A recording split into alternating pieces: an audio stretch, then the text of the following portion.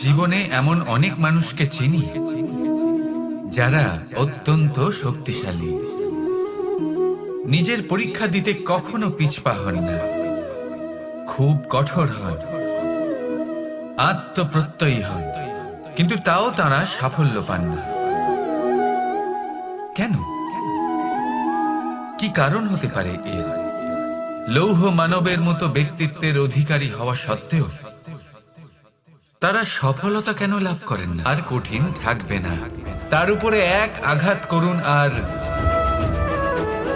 চিনতে শিখুন সেই চিন্তাগুলো যা ক্রোধ বাড়িয়ে দেয়, আর সেগুলোকে শেষ করে দিন, নয়তো সেই রাগ আপনার পতন অবশ্যই ঘটাবে। রাধা রাধা। আপনি কখনো জীবনে সূর্যোদয় দেখেছেন? কত প্রশান্তিদায়ক, কত শক্তিদায়ক হয়। মনের মধ্যে যেন একটা নতুন প্রেরণা দান করে, একটা নতুন উৎসাহ। কিন্তু যদি আপনি উঠতে দেরি করেন, তাহলে আপনি এই সূর্যোদয় দেখতেই পাবেন না। ঠিক এরকমই হয় আমাদের জীবনেও। সুযোগ সূর্যোদয়ের মতো। যদি আপনি আপনার জীবনে দরকারের চেয়ে বেশি অপেক্ষা করেন এই সুযোগের সদ্ব্যবহার করতে, তাহলে এই সুযোগ আপনার অপেক্ষা কখনোই করবে না, তা চলে যাবে। সেই জন্য এদের সামলে রাখুন। সঠিক সময় আসলে এই সুযোগের সদ্ব্যবহার করুন, নিজের কর্মকে সম্পূর্ণরূপে সার্থক করুন। এটাকে এক মুহূর্তের মতো দেখুন। যদি এরকম করেন, তাহলে জীবনও সূর্যোদয়ের মতোই হবে। এতে সন্তুষ্টি থাকবে, গৌরব থাকবে, আর থাকবে শান্তি। রাধা রাধা। চিত্রের বুকে গজিয়ে ওঠা এই দুব্ব ঘাস দেখেছেন? দুব্ব ঘাস, যা আমাদের পাকে শীতল রাখে। এতে যদি বসেন, তাহলে মনে হবে নরম কোথাও বসে আছেন। এত ছোট হলেও কিন্তু এর মধ্যে গুণ আছে অনেকগুলি, আর যতটা ছোট এটা, ততটাই বড় শিক্ষক। কিভাবে? ভাবুন, পাতা ঝরার মরশুমের পরে সমস্ত পাতা একত্রিত হয়ে থাকে। একটা ছোট ফুলকি সবাইকে জ্বালিয়ে দিতে পারে, সমস্ত পাতা পুড়ে ছাই হয়ে যায়। কিন্তু এই ঘাসের কিছুই হয় না, সে যেমন ছিল তেমনই থাকে। কারণ কি হতে পারে? প্রথম কারণ, এরা ছোট হয়। দ্বিতীয় কারণ, এরা বিনম্র হয়, বড়ই সহজে দমে যায় এরা। তৃতীয় কারণ, এদের মধ্যে নমনীয়তা থাকে। আপনিও নিজেকে এরকমই বানিয়ে ফেলবেন। কখনো নিজেই নিজেকে কারোর থেকে বড় মনে করবেন না। নিজের এই মনকে বিনম্র রাখুন। এবং সব থেকে বড় কথা, নিজের এই মনে সহানুভূতি, প্রেম আর বিশ্বাসের নমনীয়তা বজায় রাখবেন। যদি এরকম করতে পারেন, তাহলে জীবন সবসময় সুখে কাটবে। রাধা রাধা। চিন্তা। সবাই বলে চিন্তা করা উচিত নয়, কিন্তু চিন্তা সবাই করে। যিনি বৃদ্ধ ব্যক্তি হন, তিনি নিজের অতীতের সাথে বর্তমানের তুলনা করে চিন্তিত থাকেন।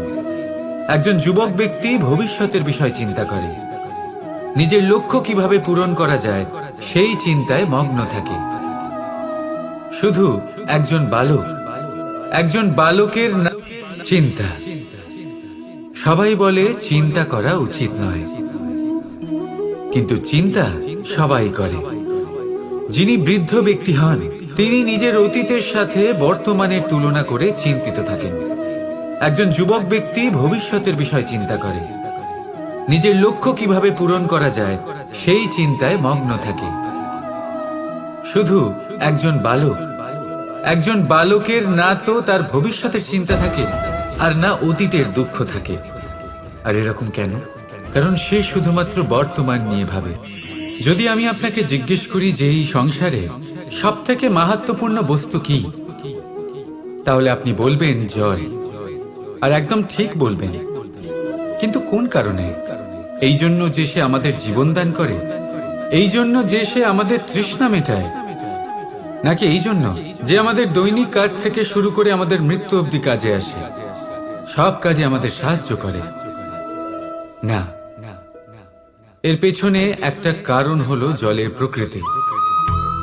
ভেবে দেখুন, সমুদ্রের এই জল সূর্যের তাপ সহ্য করে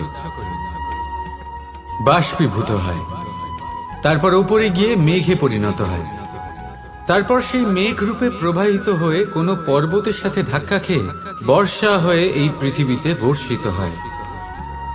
আর এই পৃথিবীর ধূলিকণা এর মাটিকে নিজের মধ্যে ধারণ করে। মানুষের দ্বারা, অন্য প্রাণীর দ্বারা যে ময়লা ছড়িয়ে পড়েছে তাকে নিজের মধ্যে ধারণ করে, আর তারপর ফের অগ্রসর হয়ে পড়ে সমুদ্রের দিকে, সমুদ্রে মিশে যায়। কিন্তু তবুও আবার বাষ্পীভূত হওয়ার সময় সেই ময়লাকে সে সেখানেই ফেলে যায়, সেই ময়লাকে নিজের সাথে নিয়ে যায় না। ব্যাস, এটাই জলের প্রকৃতি, যা তাকে মহান করে তোলে। আপনিও আপনার জীবনে আপনার কর্ম করুন, মহান কর্ম করুন, ভালোভাবে করুন, কিন্তু সেই কর্মের সাথে যে অহংকার আসে সেটা নিজের মধ্যে প্রবেশ করতে দেবেন না। তার থেকে ওপরে উঠুন। আপনি নিজেকে জলের মতো হালকা অনুভব করবেন। রাধা রাধা। প্রেম আর চাওয়া একই মনে হয়, তাই না? কিন্তু আসলে এরা আলাদা। এদের মধ্যে অনেক তফাৎ আছে। দেখতে গেলে প্রেম আর চাওয়া কখনোই এক হতে পারে না। এবার যদি আপনাকে আমি এক উদাহরণ দিই, যদি আপনি এই ফুলকে চান, তাহলে আপনি এটাকে তার ডাল থেকে ছিঁড়ে আপনার কাছে রেখে দেবেন। কিন্তু যদি আপনি একে ভালোবাসেন, তাহলে আপনি প্রতিদিন এসে এটার শিকড়ে জল দেবেন, যাতে সে আরো প্রস্ফুটিত হয়। শুধু এটাই তফাৎ চাওয়া আর প্রেমের মধ্যে। চাওয়া স্বার্থ হয়ে ওঠে, যেখানে প্রেম প্রেম পরমার্থ হয়ে ওঠে। তাই কাউকে না চেয়ে ভালোবাসুন, জীবন ধন্য হয়ে উঠবে। রাধা রাধা। ভাগ্য, সময় ও কর্ম। দেখতে গেলে আমরা সবাই এই তিনটি শব্দের সাথে খুব ভালোভাবে পরিচিত। হয়তো আমাদের জীবনে আমরা এই তিনটি শব্দের প্রয়োগ অবশ্যই করে থাকি। দেখতে গেলে এই বিষয়ে প্রত্যেক ব্যক্তির দৃষ্টিভঙ্গি আলাদা। কেউ বলে সময়ই হলো সেই মাধ্যম যা ভাগ্য বানায়। কেউ বলে ভাগ্যই হলো সেই যা সময়কে বদলে দেয়। কেউ বলে ভাগ্য এবং কর্ম এই দুই একই দাঁড়িপাল্লার দুই দিক। যদি আপনাকে সত্যিটা বোঝাই, তাহলে ঠিক এইভাবে বোঝাবো। মনুষ্য জন্ম লাভ করা, মানুষ রূপে জন্মগ্রহণ করা, এটি ভাগ্যের হাতে থাকে। মৃত্যুকে প্রাপ্তি করা সময়ের হাতে থাকে। এই দুটি আমাদের হাতে নেই। কিন্তু মৃত্যুর পরেও চিরকালের জন্য অমর হয়ে থাকা, লোকের হৃদয়ে বসবাস করা, এটি অবশ্যই আমাদের হাতে আছে। আর এ আমরা অর্জন করতে পারি শুধুমাত্র আমাদের কর্মের দ্বারা। অর্থাৎ কর্মই হলো সব কিছুর আধার। তাহলে এর থেকে কখনো বিচলিত হবেন না। শ্রেষ্ঠ কাজটা করতে থাকুন, আর আমার সাথে ভালোবেসে বলুন, রাধা রাধা। প্রসন্নতা। এই প্রসন্নতা এমন কোন অনুভূতি নয় যা সৃষ্টিতে শুরু থেকেই ছিল। প্রসন্নতা হলো এমন এক অনুভূতি যা আপনাকে নিজের কর্মের দ্বারা অর্জন করতে হয়। আর যত অন্যকে দেবেন, ততই তা অঙ্কুরিত হবে। অর্থাৎ যতটা প্রসন্নতা অন্যকে দিতে পারবেন, ততটাই প্রসন্নতা নিজে চলে আপনার কাছে আসবে। এবার আপনি বলবেন, এ তো অত্যন্ত কঠিন কাজ, এ কিভাবে সম্ভব হবে? সবাইকে প্রসন্ন রাখা তো স্বয়ং মহাদেবেরও সাধ্য নয়। আমরা তো হলাম সাধারণ মানুষ, এ কিভাবে হতে পারে? চলুন আপনার এই কথা আমি মেনে নিলাম। সবাইকে প্রসন্ন রাখা সম্ভব নয়, এটা 100% সত্যি কথা। কিন্তু আমরা চেষ্টা তো করতেই পারি যে প্রসন্নতা না হোক, আমরা যেন কাউকে দুঃখ না দিই। এটা তো আমরা করতেই পারি। যত এই দুঃখ দূর হবে ততটাই সুখ ছড়িয়ে পড়বে, আর যত এই সুখ ছড়িয়ে পড়বে ততই বাড়বে এই প্রসন্নতা। তাহলে আসুন এই প্রসন্নতার সাথেই বলুন, রাধা রাধা। ক্ষমা। 2 অক্ষরের এই শব্দ বলতে, শুনতে, লিখতে গেলে কত সোজা মনে হয়, কিন্তু একে কার্যকরী করা ততটাই কঠিন। সত্যি কথা বলতে কি, এটা শক্তিশালীদের কাজ, দুর্বলের নয়। ক্ষমা চাইবার জন্য আপনাকে আপনার দম্ভ ত্যাগ করে বিনম্রতার ধরাতলে আসতেই হবে, আর ক্ষমা করার জন্য ততটাই ঔদার্যের প্রয়োজন হয়ে থাকে। এবার ভাবুন, সিংহ, যাকে জঙ্গলের রাজা মানা হয়, সে ওই হরিণকে ক্ষমা করতে পারে যে তার ঘুম ভাঙিয়েছে। আপনি কেন করতে পারবেন না? যেখানে সিংহ যদি চায় তাহলে এক প্রহারেই সেই হরিণকে শেষ করতে পারে। জীবনে একটা কথা মনে রাখবেন, যদি আপনার মধ্যে ক্ষমা করার বা ক্ষমা চাওয়ার ক্ষমতা থাকে, যদি আপনার মধ্যে সেই সামর্থ্য থাকে, তাহলে আপনি দুর্বল নয়, আপনি অত্যন্ত শক্তিশালী। কারণ আপনার কাছে সেই শক্তি আছে যা হলো অত্যন্ত মহান। রাধা রাধা। ক্ষমা। 2 অক্ষরের এই শব্দ বলতে, শুনতে, লিখতে গেলে কত সোজা মনে হয়, কিন্তু একে কার্যকরী করা ততটাই কঠিন। সত্যি কথা বলতে কি, এটা শক্তিশালীদের কাজ, দুর্বলের নয়। ক্ষমা চাইবার জন্য আপনাকে আপনার দম্ভ ত্যাগ করে বিনম্রতার ধরাতলে আসতেই হবে, আর ক্ষমা করার জন্য ততটাই ঔদার্যের প্রয়োজন হয়ে থাকে। এবার ভাবুন, সিংহ, যাকে জঙ্গলের রাজা মানা হয়, সে ওই হরিণকে ক্ষমা করতে পারে যে তার ঘুম ভাঙিয়েছে। আপনি কেন করতে পারবেন না? যেখানে সিংহ যদি চায় তাহলে এক প্রহারেই সেই হরিণকে শেষ করতে পারে। জীবনে একটা কথা মনে রাখবেন, যদি আপনার মধ্যে ক্ষমা করার বা ক্ষমা চাওয়ার ক্ষমতা থাকে, যদি আপনার মধ্যে সেই সামর্থ্য থাকে, তাহলে আপনি দুর্বল নয়, আপনি অত্যন্ত শক্তিশালী। কারণ আপনার কাছে সেই শক্তি আছে যা হলো অত্যন্ত মহান। রাধা রাধা। আমরা জীবনে বাঁচার জন্য কিছু না কিছু করতে থাকি। কিছু কাজ আমরা করে থাকি আর্থিক স্বাচ্ছল্যতার জন্য, কিছু কাজ আমরা করে থাকি এই মনকে প্রসন্ন করার জন্য। কিন্তু আমাদের মধ্যে বেশিরভাগ মানুষ এই ভেবে ভেবে চিন্তার মধ্যে থাকেন যে কোনো কাজ আমরা যা ভেবেছি সেটা সেভাবে ঠিক হলো না, বা এই কাজ সম্পূর্ণ হলো না, বা কাজের পরিমাণ দেখে দুশ্চিন্তা করতে থাকেন। এবার এই যে দুশ্চিন্তা, এটা দুঃখকে আহ্বান করে, আর দুঃখ প্রতি মুহূর্তে আমাদের মেরে ফেলে।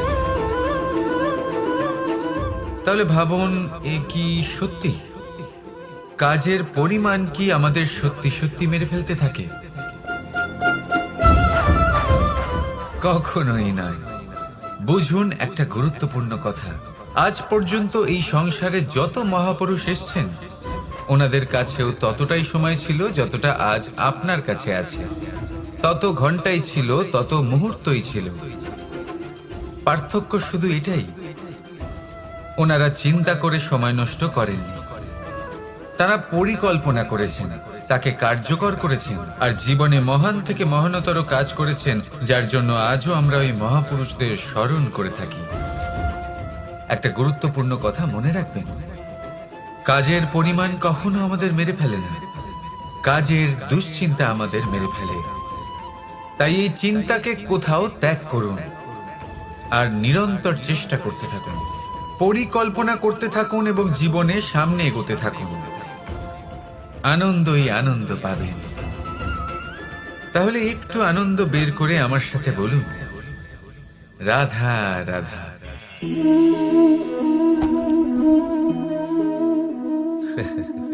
আপনি কি কখনো কোনো গাছের গায়ে পাথর ছুঁড়ে মেরেছেন? আজ না হোক ছোটবেলায় কখনো না কখনো নিশ্চয়ই ছুঁড়েছেন। এখনো বাচ্চারা সেটাই করে থাকে। কিন্তু আপনি কি কখনো ভেবে দেখেছেন যে কেন সেই গাছের ওপরই পাথর ছুঁড়ে মারা হয় যাতে ফল থাকে? কোনো সাধারণ বা ফল বিহীন গাছের ওপর এত পাথর কেন ছোড়া হয় না? কারণ খুবই সহজ, আমরা ফল খেতে চাই, আর সেটা পারার জন্য আমরা পাথর ছুঁড়ে সেগুলিকে প্রাপ্ত করার চেষ্টা করি। আর অন্যদিকে সেই গাছ এই পাথরের রূপে বিরোধিতা সহ্য করে, তবুও সেখানেই দাঁড়িয়ে থাকে যেখানে তার অবস্থান। সেই ফল আমাদের দিতে থাকে যা সর্বদা আমাদের দিয়ে এসেছে, আর সেই জন্যই সে আমাদের কাছে মূল্যবান। তাই মনে রাখবেন, আপনার জীবনেও এরকম অনেক মানুষ আসবেন বা হয়তো এখনই আছে যারা আপনার বিরোধিতা করেন, যারা আপনার জীবনে সংকট ডেকে আনে, আপনাকে দোষারোপ করেন, কিন্তু আপনার নজর সেদিকে থাকা উচিত নয়। তাই একটা গুরুত্বপূর্ণ সত্য সবসময় মনে রাখবেন, সেই গাছের ওপরেই পাথর এসে পড়ে যে ফল ধারণ করে, যে মূল্যবান হয়। রাধা রাধা। পাদুকা, খড়ম আমাদের জীবনে কতটা গুরুত্বপূর্ণ হয়। যখনই আমরা এটা পায়ে পড়ে হাঁটি, এটা আমাদের রক্ষা করে কাঁটা থেকে, ছোট পাথর থেকে। এটা আমাদের সুরক্ষিত রাখে। কিন্তু যদি এটাকেই আমরা অন্য দৃষ্টিভঙ্গি দিয়ে দেখি, তাহলে এই পাদুকার জন্যই হাঁটার সময় পেছন থেকে আমাদের পায়ে কাদা লেগে যায়। এরকম মানুষও আমাদের জীবনে থাকে, যে থাকে তো আমাদের সাথেই, কিন্তু এরাই আমাদের পিঠ পিছে কাদা ছড়িয়ে। এবার হাঁটার সময় যখন আপনার পায়ে কাদা লাগে আপনার পাদুকার জন্য,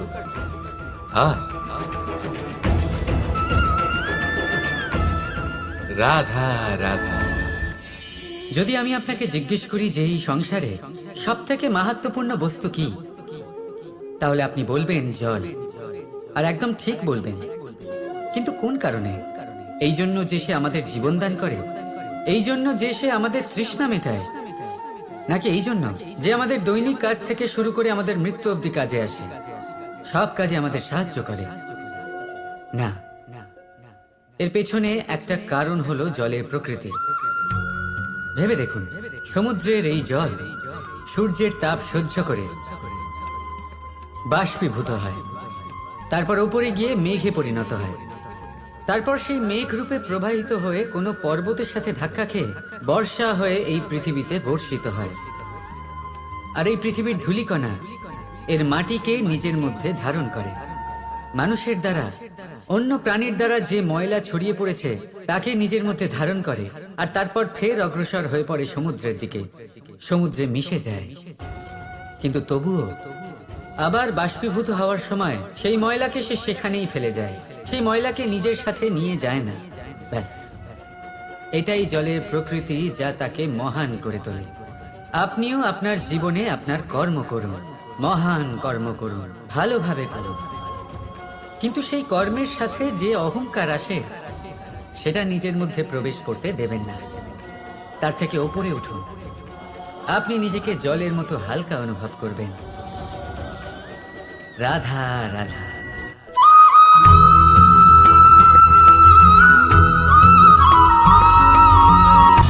সময়, জীবন, কাল। দেখতে গেলে এই তিনটি শব্দ একটি শব্দেরই সমার্থক শব্দ মনে হয়, কিন্তু এই শব্দগুলির অর্থ কি সমান? কখনোই নয়। হ্যাঁ, এই সময় চলতে থাকে, জীবন চলতে থাকে, কালচক্র চলতে থাকে। এই সময় কেটে যায়, কিন্তু এই জীবন, একে যাপন করতে হয়। কি বলেন? এই জীবনে কিছু করুন বা কিছু না করুন, জীবন এমনি কেটে যাবে, আপনি জানতেও পারবেন না। কিন্তু সেটা আমাদের উদ্দেশ্য নয়, একে যাপন করতে হবে। এই জীবনে প্রেরণা পেতে শিখুন, প্রেরণা দিতে শিখুন, আহ্বান গ্রহণ করতে শিখুন, আহ্বান জানাতে শিখুন, মহান কাজ করতে শিখুন, ধন্যাত্মক বোধ জাগিয়ে তুলুন। জীবন অতিবাহিত করার অর্থ কি তা আপনি শিখে যাবেন। কারণ সময় কেটে যায়, সমস্ত যুগ কেটে যায়, কিন্তু জীবনের রীতি জীবন কাটিয়ে দেওয়া নয়, জীবন যাপন করা। এই জীবন সম্পূর্ণরূপে অনুভব করতে হবে, নতুন পথ বানাতে হবে। এবারে যদি এই জীবন বাঁচার সময় একবার ভেবে দেখুন, যদি মনে প্রেম থাকে, সদ্ভাবনা থাকে, তাহলে কি হবে? এই জীবনকে বাঁচার অনুভূতিটাই অন্যরকম হয়ে যাবে, একটা আনন্দময় অনুভূতি লাভ করবেন। তাহলে এটাই করুন আর আমার সাথে ভালোবেসে বলুন, রাধা রাধা।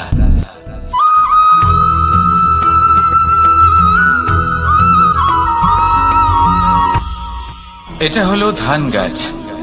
এর থেকে যে চাল উৎপন্ন হয় তা মানুষ গ্রহণ করেন। আর এটা কি? এ হলো জংলি ঘাস। একবার ভেবে দেখুন, যদি এই জংলি ঘাস ধান গাছের আশেপাশে থাকে তাহলে কি হবে? ধান উৎপন্ন হতে পারবে? তা উৎকৃষ্ট হতে পারবে? আমরা কি তা গ্রহণ করতে পারবো? কখনোই নয়। এই জংলি ঘাস ধানকে নষ্ট করে দেবে, কিন্তু নিজে জীবিত থাকবে। এটাই হলো আজকের শিক্ষা। এই সংসারে যদি আপনি নীতির পথে চলতে চান, উচিত কর্ম করতে চান, সংসারকে সেবা করতে চান, তাহলে জংলি ঘাসের মতো ব্যক্তিদের থেকে সবসময় দূরে থাকতে হবে। সেই ব্যক্তি যারা দুর্নীতি এবং মিথ্যা দ্বারা পরিপূর্ণ, যাদের ব্যবহার অশুভ, যাদের অনেক অশুভ গুণ রয়েছে, তারা সঠিক নয়। সেই সকল ব্যক্তি যাদের চরিত্র অত্যন্ত দুষ্ট হয়, তারা হয় শুভ চরিত্রের ব্যক্তিকে একদম নষ্ট করে দেয়, নয় নিজের মতো বানিয়ে তোলে। তাই যদি আপনি নীতির পথে চলতে চান, এই সংসারের জন্য শুভ কর্ম করতে চান, তাহলে সেই সঙ্গ লাভ করুন যে সঙ্গ জ্ঞানে পরিপূর্ণ, যাদের মধ্যে অনেক গুণ আছে, যাদের থেকে প্রতিদিন কিছু শিখতে পারবেন। এমন ব্যক্তির সাথে জীবন অতিবাহিত করুন, দুরাচারীদের থেকে দূরে থাকুন। তবেই এই মন প্রসন্ন হয়ে বলবে, রাধা রাধা।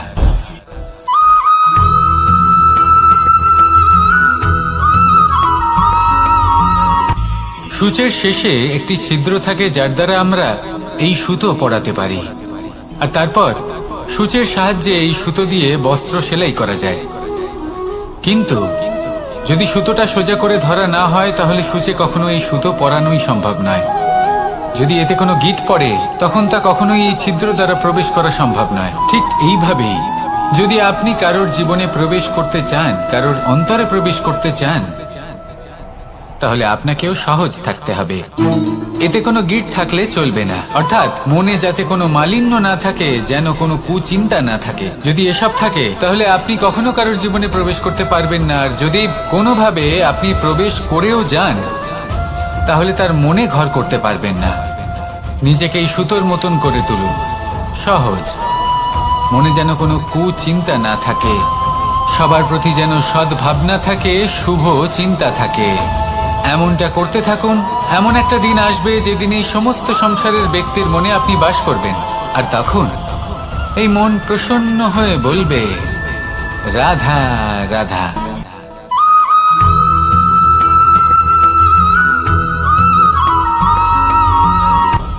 আপনি কখনো পর্বতের শিখরে উঠেছেন?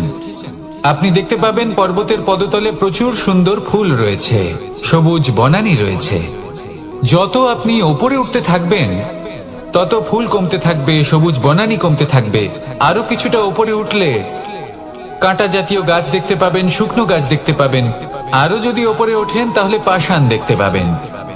আরো ওপরে উঠলে হিমখণ্ড দেখতে পাবেন। এই যে পর্বত, তা মনুষ্য জীবনের সব থেকে উত্তম উদাহরণ। মানুষ যখন সাফল্যের শিখরে পৌঁছতে চান, মহানুভবতার শিখরে পৌঁছতে চান, পথে যত আস্তে আস্তে উপরে উঠতে থাকেন, ততই ভৌতিক বস্তু তার থেকে বিচ্ছিন্ন হতে থাকে। যদি তিনি সেই ভৌতিক বস্তুগুলি ত্যাগ না করতে পারেন, তাহলে কখনোই সেই স্থানে পৌঁছতে পারবেন না। আর মানুষ যদি উচিত ত্যাগ করতে পারেন, পথে অগ্রসর হতে থাকেন, এগোতে থাকেন, তাহলে একদিন না একদিন তিনি মহানুভবতার, জ্ঞানের, সাফল্যের হিমের স্বাদ অবশ্যই লাভ করবেন। মনে রাখবেন, মানব জীবনে ত্যাগ হলো অত্যন্ত গুরুত্বপূর্ণ অংশ। আসুন আমার সাথে ভালোবেসে বলুন, রাধা রাধা।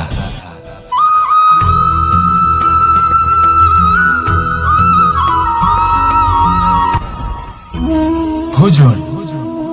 এবার ভোজন সংগ্রহ করার জন্য মানুষ কি না করেন, সব সময় চেষ্টা করতে থাকেন।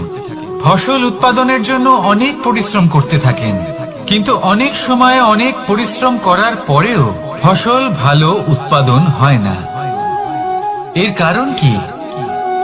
কারণ হলো এটাই যে আপনি পরিশ্রম হয়তো অনেক করেছেন, কিন্তু আপনার নজর তো সেই বীজের দিকে ছিলই না যে আপনি রোপণ করেছেন। সেই জন্য সব সময় কোনো বীজ রোপণ করার আগে তাকে পরখ করে দেখুন, তা অত্যন্ত আবশ্যক।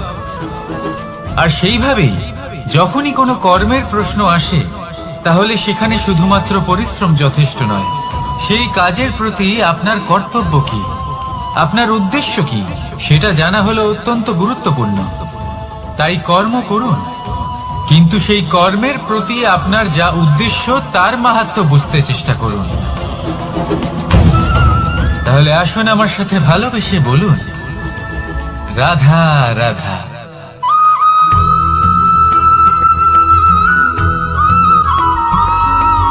বসন্ত ঋতু, এই সময় মন আনন্দে ভরে থাকে। এমন মনে হয় যেন আমরা আকাশে বিচরণ করতে চলে যাই, কিন্তু সেটা তো সম্ভব নয়। সেই জন্য হয়তো আমরা ঘুড়ি ওড়াই, এই ঘুড়িকে নিজেদের প্রতিরূপ মনে করে। এবার অনেক মানুষ আছেন যারা ঘুড়ি ওড়ান, কিন্তু এই কর্মের সারমর্ম কি সেটা কজন বুঝতে পারেন? আপনি এটা মনে করুন যে আপনি হলেন সেই ঘুড়ি, আর এই সুতো যিনি ধরে রয়েছেন তিনি হলেন পরমাত্মা। আর এই সুতো যেখান থেকে শুরু হয়, সেই লাটাই হলো আমাদের কর্মচক্র। এবার আপনি নিজেই অনুমান করুন যে এই উড়ান কার ওপর নির্ভরশীল, পরমাত্মার ওপর আর আপনার কর্মের ওপর। যদি পরমাত্মা আপনার হাত ধরে থাকেন, আপনার সাথে থাকেন, যদি আপনি শুভ কর্ম করতে থাকেন, আপনি এই আকাশে উড়তে থাকবেন। কিন্তু কোথাও কোথাও যদি পরমাত্মার সাথে এই বন্ধন ছিন্ন হয়, আপনার কর্মচক্র খারাপ হয়ে যায় বা থেমে যায়, তাহলে আপনার এই ঘুড়ি কেটে যাবে আর দূরে কোনো গাছের ডালে গিয়ে আটকে যাবে। তাই শুধুমাত্র ঘুড়ি ওড়াবেন না, তার থেকে শিখুন, পরমাত্মার সাহচর্যে থাকুন, সবসময় শুভ কর্ম করতে থাকুন আর সবসময় এই আকাশে উড়তে থাকুন। আসুন আর আমার সাথে ভালোবেসে বলুন, রাধা।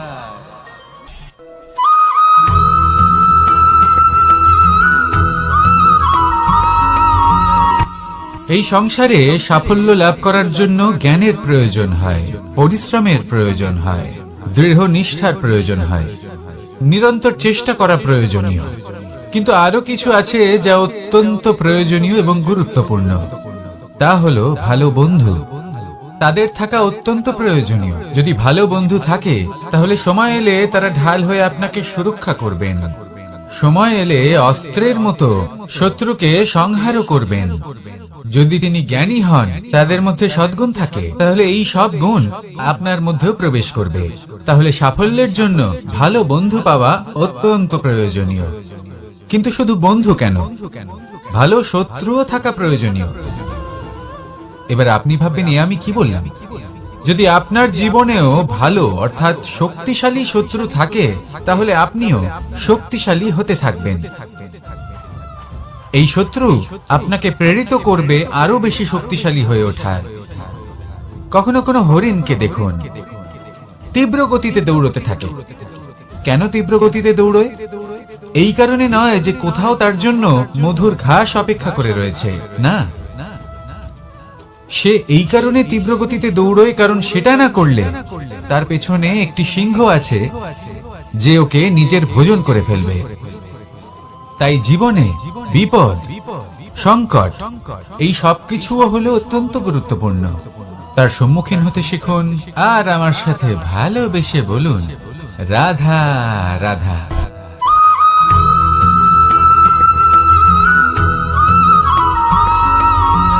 ভালো, শুধু ওনাদের কঠোর ব্যবহার দেখলে আমরা একটু ভয় পেয়ে যাই। এবার ওনাদের এই কঠোর ব্যবহার আমাদের ভালো না লাগলেও অত্যন্ত আবশ্যক, কারণ মাতার থেকে আমরা যে শক্তি লাভ করি তা যেন নিয়ন্ত্রণ হারিয়ে বিধ্বংসী না হয়ে ওঠে, আমরা যেন কোনো কুপথে না চলে যাই, আমরা কখনো যেন দোষ না করে ফেলি। শুধু সেই জন্য পিতা এবং গুরু একটু কঠোর হয়ে ওঠেন, এবং ওনাদের এই কঠোর আচরণ ভবিষ্যতে গিয়ে আমরা অবশ্যই বুঝতে পারি। জীবনে কিছু বছর আমরা এগিয়ে যাই আর তারপর আমরা বুঝতে পারি যে বাবা এবং গুরু আমাদের যথেষ্ট ভালোবাসতেন, কিন্তু ওনাদের ভালোবাসার বহিঃপ্রকাশ আলাদা। প্রয়োজনীয় হলো এটা দেখার, এটা বোঝার যে শুরু থেকে আমাদের প্রতি ওনাদের আচরণ কেমন ছিল।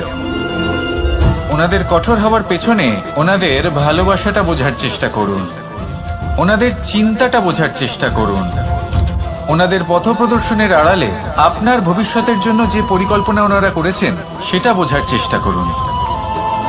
তখন আপনারা বুঝতে পারবেন ওনাদের ভালোবাসাকে। আপনার মনের মধ্যে আপনা থেকেই ওনাদের প্রতি সম্মান জেগে উঠবে।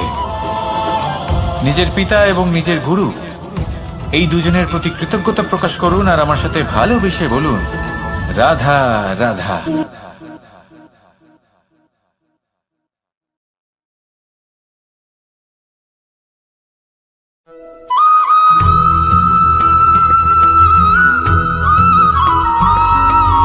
কথায় আছে, প্রত্যেক পুত্র তার পিতার প্রতিচ্ছবি হয়, আর সমস্ত প্রতিচ্ছবি চায় যেন সে তার অস্তিত্ব প্রাপ্ত করতে পারে। পুত্র চায় সে যেন তার পিতার মতো হয়, বা কখনো কখনো তার থেকেও শ্রেষ্ঠ হয়। সেটা কোনো অনুচিত ব্যাপার নয়।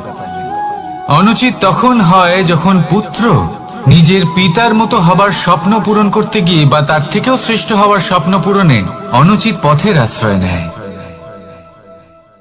কারণ তারপরে সে তার পিতার গুণগুলি আত্মসাৎ করতে চায় না। সে শুধুই এটা চায় যে সংসারের চোখে যেন আমি শ্রেষ্ঠ প্রমাণিত হই। এটা অনুচিত। সংসারে এমন অনেক মানুষ আছেন যারা এই কারণে শ্রেষ্ঠ হওয়ার চেষ্টা করেন যাতে তার পরিবারের তার পিতার সম্মান বৃদ্ধি পায়। এমনও মানুষ থাকেন, আর এটাই হলো পার্থক্য উদ্দেশ্যের।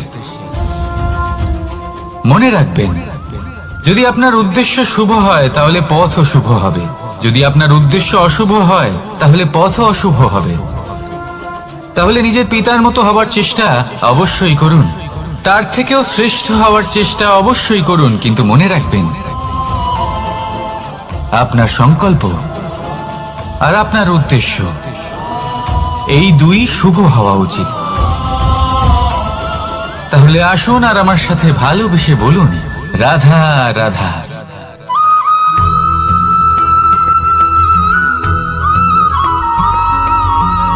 আপনি কখনো কোনো বাজকে নিজের বাসা বানাতে দেখেছেন? এই বাজ যখনই কোনো বাসা বানায় তখন উঁচু গাছের ডালে বা কোনো পর্বতের শিখরে বাসা বানায়, অনেক উচ্চতায়, আর সেখানে তার সন্তানও জন্মগ্রহণ করে। যখন এই সন্তানেরা জন্মায় তখন এই বাজ খুবই ভালোবেসে এবং খুব সাবধানে এদের পালন পোষণ করে, নিজের ঠোঁট দিয়ে তাদের ঠোঁটে খাবার পরিবেশন করে। কিন্তু যেই সেই সন্তানেরা হৃষ্টপুষ্ট হয়ে যায় এবং সেই কথা বাজ নিজে বুঝতে পেরে যায়, সেই বাজ নিজেই সেই বাসা ছিন্ন ভিন্ন করে দেয়। সেই সন্তান যাদের সবেমাত্র ডানা গজিয়েছে, কিভাবে উঠতে হয় তারা জানে না, সেই সন্তানগুলিকে উচ্চতা থেকে ঠেলে দেয়। সেই সন্তান প্রথমে ভয়ভীত হয়ে যায়, তারা সামনে মৃত্যুকে দেখতে পেয়ে ভয়ের কারণে তাদের ডানা ঝাপটাতে থাকে, আর সেই প্রক্রিয়াতেই সেই সন্তানগুলি উড়তে শুরু করে দেয়। এবার এই ঘটনায় আমরা কি শিক্ষা পেতে পারি? এটাই, যদি আপনি মাতা পিতা হন তাহলে নিজের সন্তানকে অবশ্যই স্নেহ করুন, কিন্তু তাদেরকে নিজের আঁচলের তলায় বেঁধে রাখবেন না। যদি আপনি চান আপনার সন্তান জীবনে উন্নতি করুক তাহলে নিজের মুঠো থেকে তাদের স্বতন্ত্র করে দিন। এই সংসারে সংঘর্ষ করতে দিন। সেই সন্তান নিজেই বুঝতে পারবে যে জন্মের সময় পাওয়া ডানা কি করে ব্যবহার করতে হয়। আর আপনার চোখের সামনে আপনার সন্তান এই আকাশে উড়তে থাকবে। তাহলে আসুন আমার সাথে ভালোবেসে বলুন, রাধা রাধা।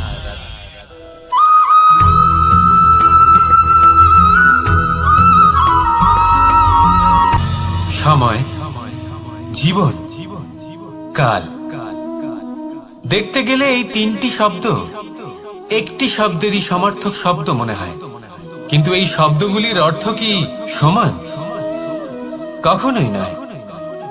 হ্যাঁ, এই সময় চলতে থাকে, জীবন চলতে থাকে, কালচক্র চলতে থাকে। এই সময় কেটে যায়, কিন্তু এই জীবন একে যাপন করতে হয়।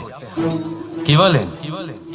এই জীবনে কিছু করুন বা কিছু না করুন, জীবন এমনি কেটে যাবে, আপনি জানতেও পারবেন না। কিন্তু সেটা আমাদের উদ্দেশ্য নয়, একে যাপন করতে হবে। এই জীবনে প্রেরণা পেতে শিখুন, প্রেরণা দিতে শিখুন, আহ্বান গ্রহণ করতে শিখুন, আহ্বান জানাতে শিখুন, মহান কাজ করতে শিখুন, ধন্যাত্মক বোধ জাগিয়ে তুলুন। জীবন অতিবাহিত করার অর্থ কি তা আপনি শিখে যাবেন। কারণ সময় কেটে যায়, সমস্ত যুগ কেটে যায়, কিন্তু জীবনের রীতি জীবন কাটিয়ে দেওয়া নয়, জীবন যাপন করা। এই জীবন সম্পূর্ণরূপে অনুভব করতে হবে, নতুন পথ বানাতে হবে। এবারে যদি এই জীবন বাঁচার সময় একবার ভেবে দেখুন, যদি মনে প্রেম থাকে, সদ্ভাবনা থাকে, তাহলে কি হবে? এই জীবনকে বাঁচার অনুভূতিটাই অন্যরকম হয়ে যাবে, একটা আনন্দময় অনুভূতি লাভ করবেন। তাহলে এটাই করুন আর আমার সাথে ভালোবেসে বলুন, রাধা রাধা।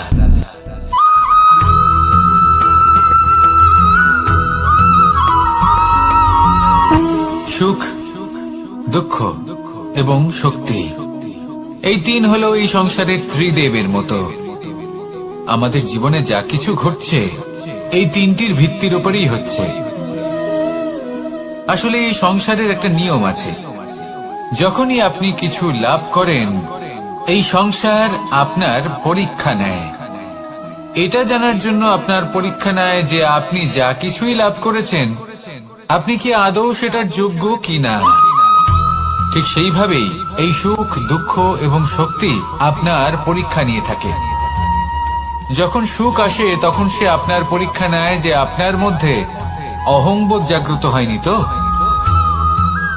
যদি অহংবোধ চলে আসে তাহলে সুখ সেখানেই সঙ্গ ত্যাগ করে। দুঃখ আপনার ধৈর্যের পরীক্ষা নিতে থাকে, আর যদি আপনার মধ্যে ধৈর্য না থাকে তাহলে এটা আপনাকে আরো বেশি দুঃখের গভীর অন্ধকারে ঠেলে দেবে। সেখানে শক্তি পরীক্ষা নেয় আপনার বিনম্রতার। যদি আপনি বিনম্র না হন তাহলে হয় এই শক্তি আপনার সঙ্গ ত্যাগ করবে, নয় এই শক্তি বিনম্রতার অভাবে আপনার পতনের কারণ হতে পারে। এই সংসারে যে কোনো ব্যক্তি যিনি এই পরীক্ষায় উত্তীর্ণ হয়ে থাকেন এই জীবনে তিনি সাফল্য লাভ করেন। আসুন আমার সাথে ভালোবেসে বলুন, রাধা রাধা।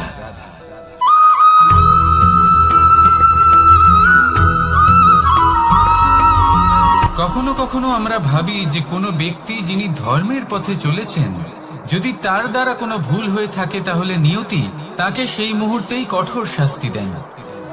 কিন্তু সেই সব মানুষ যারা সংসারের সব থেকে বড় অধর্মী, বহু নিকৃষ্ট মানের কাজ করেন, তাদের নিয়তি অনেক সুযোগ দেন। তাদের নিয়তি এরকম কঠোর প্রহার করেন না। এই ভাবনা কখনো না কখনো মনে আসেই। ভেবে দেখুন কেন?